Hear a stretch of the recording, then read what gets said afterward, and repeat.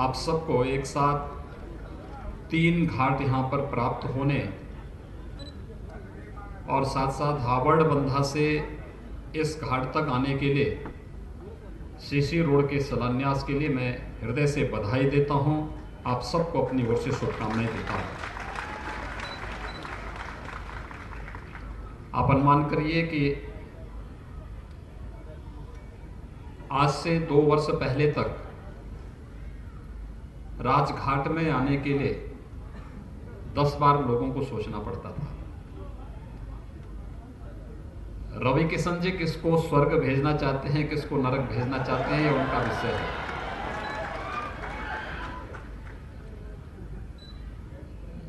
लेकिन जीवन की सच्चाई भी है कि जिसने जन्म लिया है उसकी मृत्यु भी सुनिश्चित है और हर एक व्यक्ति की मृत्यु पर ससम्मान अंतिम संस्कार की कार्रवाई संपन्न हो, साफ सुथरी जगह पर हो। इसके लिए राजघाट पहले से जाना जाता था। लेकिन जितने पर्व और त्योहार होते थे हर जगह लोग साफ सुथरी जगह पे स्नान करते थे, लेकिन यहां राजघाट में गंदगी, वहीं पर अंतिम संस्कार की कार्रवाई हो रही है, वहीं पर मरा हुआ जानवर है, वहीं पर महानगर का सीवर भी गिरता था और वहीं पे लोगों को स्नान करने के लिए मजबूर होना पड़ता था। मुझे लगता है कि आज के बाद ऐसा नहीं होगा, बल्कि गोरखपुर वासियों को, पूर्वांचल वासियों को स्नान के लिए दूसरे घाट, अंतिम संस्कार के लिए दूसरे घाट, बहुत साफ सुथरे घाट यहां पर उपलब्ध हम करवा पाएंगे। और साथ साथ जितना भी ड्रेनेज और सीवर आ रहा है सिटी का, उसको हम बाहर निकाल करके फिर उसको हम लोग ट्रीटमेंट करने के बाद ही नदी में वह जा पाएगा। यह एक व्यवस्था सुनिश्चित करने का प्रयास हो रहा है। इसलिए हमारे सभी वरिष्ठ प्रशासनिक अधिकारी और मंत्री भी आज इस मंच पर उपस्थित हुए हैं। मैं धन्यवाद दूंगा पहले जल शक्ति मंत्री जी को और उनके विभाग के सभी अधिकारियों को और गोरखपुर के जिला प्रशासन को भी। टीम भावना से आपस में बेहतर समन्वय के माध्यम से इस कार्यक्रम को इन्होंने एक समय सीमा के अंदर आगे बढ़ाया और आज गोरखपुर का हर व्यक्ति जो भी यहां पर आता है वो कहता है कि अच्छा बना है। लेकिन सरकार अच्छा बनाती ही है, उसके संरक्षण का दायित्व जनता को स्वयं उठाना पड़ेगा। ये जिम्मेदारी आपकी है कि अब इसको सुरक्षित रखना, साफ सुथरा रखना, किसी को गंदगी नहीं फैलाने देना। ये जिम्मेदारी गोरखपुर वासियों की जिम्मेदारी बनती है और इसलिए मैं आप सबका आह्वान करूंगा कि इसके संरक्षण की जिम्मेदारी गोरखपुर वासियों की है कि हम सब इसकी साफ सफाई की व्यवस्था सुनिश्चित करें और गोरखपुर वासियों को बेहतर माहौल यहां पर उपलब्ध करवा दें। कोई भी व्यक्ति आता है यहां पर, किसी को अपने परिवार के किसी प्रियजन की अंतिम विदाई में यहां पे आना पड़ता है, किसी को किसी अपने मित्र और शुभचिंतक के परिवार में घटित किसी वियोग की घटना में यहां पर आना पड़ता है। लेकिन इससे पहले मुझे भी कई बार यहां पर आने का अवसर प्राप्त हुआ था। गंदगी देखता था, मन खिन्न होता था। लेकिन अब हम कह सकते हैं कि गोरखपुर में भी राप्ती नदी में स्नान के लिए अलग से घाट है।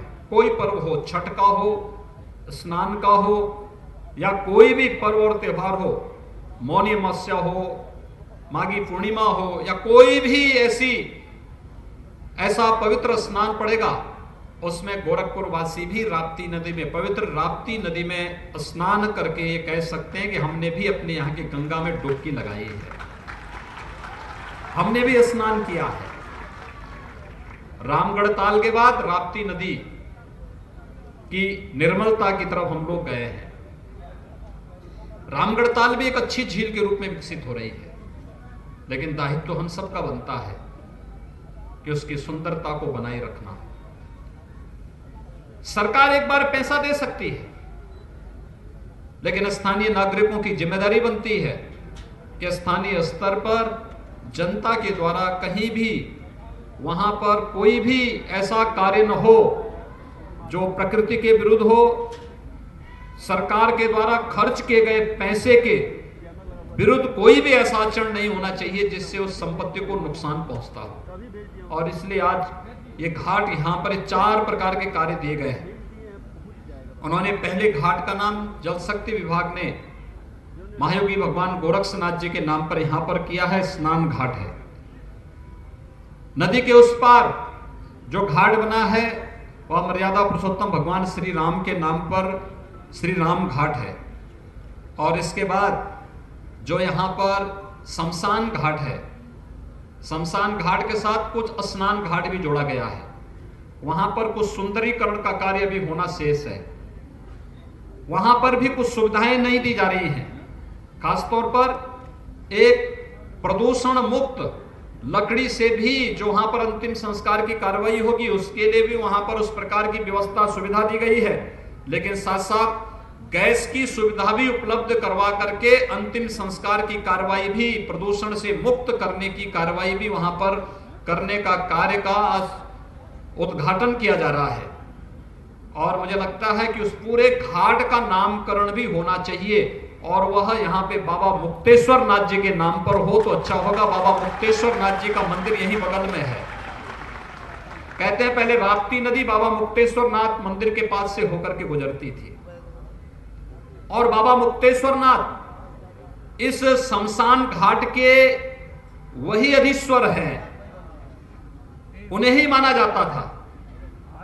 इसलिए उस जो राजघाट है, राजघाट तो इस पूरे क्षेत्र का नाम है, लेकिन जो शमशान घाट है उस शमशान घाट का नाम बाबा मुक्तेश्वर नाथ घाट के नाम पर सबकी मुक्ति के ही वे अधीश्वर हैं, देवादिदेव महादेव हैं और उनके नाम पर उस घाट को जाना जाएगा। 3 प्रकार के बोर्ड हम लोग यहां पर लगा करके इस कार्यक्रम को व्यवस्थित रूप से आगे बढ़ाएंगे। एक यह कार्य, दूसरा प्रशासन को, नगर निगम को मिलकर के करना है कि हावड़ तटबंध से यहां पर स्नान घाट पर आने के लिए जो इस सड़क है इसको थोड़ा ऊंचीकरण करते हुए इसको 2 लेन का कर लेना, जिससे आने जाने वाले लोगों के लिए एक सुविधा बन सके और हर एक सीजन में लोगों को यहां पर सुविधा मिल सके। इसके अलावा कोई भी सीवर या ड्रेनेज यहां पे नहीं गिरना चाहिए। लोग आए स्नान घाट में आकर के, जो सामान्य दिनों में आते हैं या किसी पर्व और त्योहार के समय में आते हैं, वे स्नान घाट में आकर के स्नान कर सकें, इस प्रकार की सुविधा देना। और अगर किसी अंतिम संस्कार के कार्यक्रम में यहां पर आए हैं तो अंतिम संस्कार की रस्म को संपन्न करके फिर भी राप्ती नदी में कोई स्नान करना चाहेगा तो उस प्रकार का स्वच्छ और सुरक्षित वातावरण देना भी ये स्थानीय प्रशासन की जिम्मेदारी है। इसलिए कोई भी ड्रेनेज और सीवर घाट के उत्तर में तो नहीं गिरना चाहिए, ये हम सुनिश्चित करेंगे, लेकिन दक्षिण में भी न गिरे, इसके बारे में भी हमारी राप्ती नदी के प्रति और अपनी नदी संस्कृति के प्रति एक भाव होना चाहिए। ये हम लोगों को सुनिश्चित करना चाहिए। यह कार्य यहां पर हम लोगों के द्वारा अभी से प्रयास प्रारंभ होना चाहिए। अच्छा होगा यहां पर हम लोग पूजा की परंपरा भारतीय संस्कृति में क्यों होती है, उसके पीछे भी एक भाव है। हम पूजा उसकी करते हैं, शिवो भूत्वा शिवम यजेत, यानी हम जिसकी पूजा करते हैं उसके अनुरूप हम बनना चाहते हैं। हम ये नदी संस्कृति की पूजा इसलिए करेंगे कि नदी जैसी पवित्रता और नदी जैसी शीतलता हम सबके मन में भी आ जाए, ये पवित्रता बनाए रखे, क्योंकि जल संस्कृति, जल है तो कल है। इसलिए नदी संस्कृति को संरक्षित रखने के लिए हम लोगों ने जगह जगह गंगा आरती के कार्यक्रम प्रारंभ किए हैं। गंगा की निर्मलता और अविरलता आज प्रधानमंत्री मोदी जी के कारण नमामि गंगे प्रोजेक्ट के माध्यम से देश के अंदर देखा जा सकता है। एकदम पवित्र गंगा जी का जल अब स्नान ही नहीं बल्कि आचमन भी किया जा सकता है। एक विश्वास हर एक श्रद्धालु के मन में, प्रयागराज जाने वाले हर श्रद्धालु के मन में है। इस समय माघ मेला चल रहा है, लाखों की संख्या में कल्पवासी प्रयागराज में है। गंगा की जो शुद्धता वहां पर हुई है वो शुद्धता वहां देखने लायक है। और यही भाव हम सबके मन में होना चाहिए कि हम राप्ती नदी की भी निर्मलता के बारे में सोचें। किसी भी स्तर पर कोई गंदगी नहीं। अक्सर होता है कि हम अपने घर के गंदगी को ला करके नदी में फेंकते हैं। मुंडन बनवाया, बाल ला के नदी में फेंक दिया, गंदे कपड़े ला के नदी में फेंक दिया, घर का कचरा लाया नदी में फेंक दिया। ये पाप है, ये पाप है। और ये पाप कोई नहीं करना, कोई नहीं करेगा। एक संकल्प हर नागरिक का होना चाहिए कि हम नदी में किसी प्रकार की गंदगी नहीं करेंगे, बल्कि यहां पर इसकी पवित्रता को बनाए रखते हुए हम लोग यहां पर आवश्यक हो सके तो कमेटी बना करके इस पार भी और उस पार भी आरती के लिए, आपने देखा होगा जगह जगह चबूतरे बनाए गए हैं, मंच बनाए गए हैं और उस प्रकार की सुविधा दी गई है। हो सके तो यहां पर उस प्रकार की व्यवस्था बना करके स्थानीय प्रशासन के साथ तालमेल बिठा करके आरती के नियमित कार्यक्रम को इस श्रृंखला का हिस्सा बनाना चाहिए। अच्छा लगेगा, लोग आकर्षित होंगे। आज देख रहे होंगे कितना घाट सुंदरीकरण की तरफ देख रहे, कितना सुंदर लग रहा है, कितना व्यवस्थित लग रहा है। यह सुंदरता गोरखपुर आने वाले हर व्यक्ति को दिखेगी, लगेगी, और वह व्यक्ति इस बात की तरफ आकर्षित होगा कि जैसा सुंदर ये घाट है ऐसा ही सुंदर गोरखपुर के नागरिक भी होंगे, उनके भाव भी होंगे। ये सुंदरता उस भाव की ओर आपके प्रति आम जन के मन में और देश और दुनिया के मन में एक भाव जागृत करता है।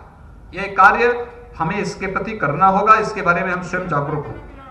दूसरा, आज गोरखपुर में विकास की ढेर सारी योजनाएं चल रही है। मैंने कहा अभी तो राप्ती नदी का, इससे पहले हम लोगों ने रामगढ़ ताल की सुंदरता के कार्य को संपन्न किया है। आज रामगढ़ ताल कितनी सुंदर झील बन चुकी है। उसमें वाटर स्पोर्ट का भी कार्यक्रम प्रारंभ होने वाला है। वहां पे बोटिंग की कार्रवाई भी प्रारंभ होगी।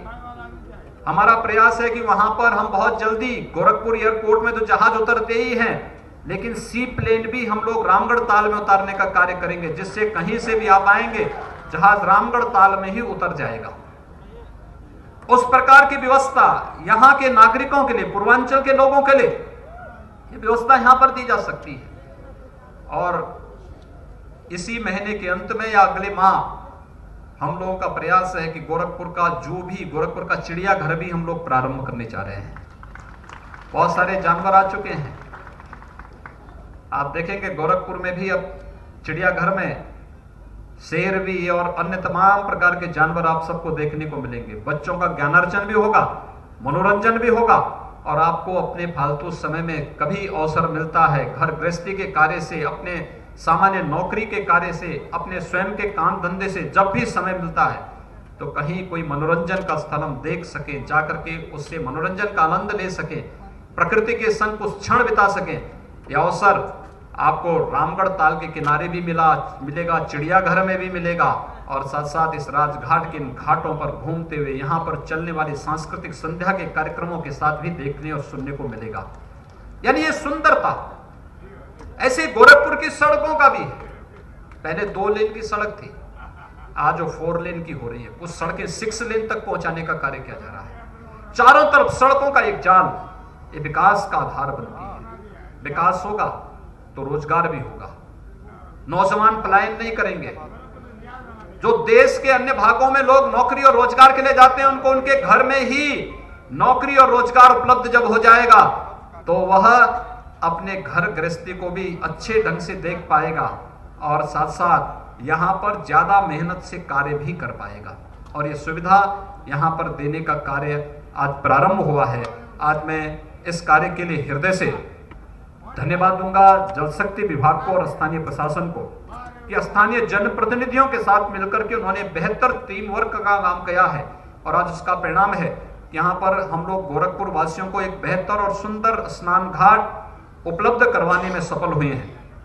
हम सब जानते हैं कि इन सभी घाटों पर, महायोगी गुरु गोरक्षनाथ घाट पर 28 करोड़ रुपए की लागत से घाट यहां पर संपन्न बनकर के तैयार हुआ है। श्री राम स्नान घाट पर 15 करोड़ 60 लाख रुपए खर्च हुए हैं, और बाबा मुक्तेश्वर नाथ जी के नाम पर जो घाट यहाँ पर, वहां पर शमशान घाट और स्नान घाट बना है, वहां पर 5 करोड़ रुपए खर्च हुए हैं। बाकी वहां पर अभी सुंदरीकरण के कार्य अन्य संपन्न होने हैं। ये सभी कार्य एक साथ यहाँ पर संपन्न होंगे। इन कार्यक्रमों को हम आगे बढ़ाने का कार्य करेंगे और रावण बंधा से लेकर के यहाँ पर घाट स्नान घाट तक आने के लिए जो सीसी मार्ग बनेगा, इसका भी शिलान्यास का कार्यक्रम आज यहाँ पर संपन्न हो रहा है। मैं एक बार फिर से आप सभी गोरखपुर वासियों को हृदय से बधाई देता हूँ, हृदय से अपनी शुभकामनाएं देता हूं और विश्वास व्यक्त करता हूं कि इन सभी विकास की योजनाओं को संरक्षण करने का कार्य आप सभी लोग करेंगे।